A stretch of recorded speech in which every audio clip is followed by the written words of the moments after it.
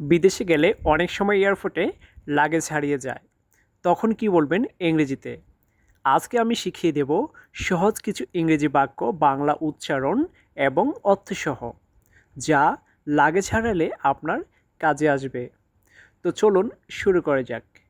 তার আগে আপনি যদি আমার এই চ্যানেলটিতে নতুন হয়ে থাকেন, তাহলে অবশ্যই প্লিজ চ্যানেলটা সাবস্ক্রাইব করে সাথেই থাকুন।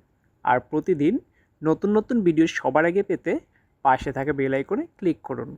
বিদেশে এয়ারপোর্টে লাগেজ হারিয়ে গেলে কিভাবে ইংরেজিতে কথা বলবেন, তো চলুন শেখা শুরু করি। My luggage is missing.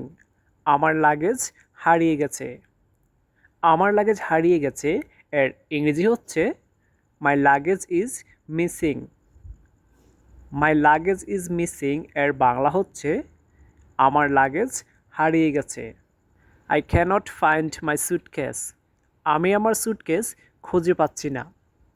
আমি আমার সুটকেস খুঁজে পাচ্ছি না এর ইংরেজি হচ্ছে I cannot find my suitcase.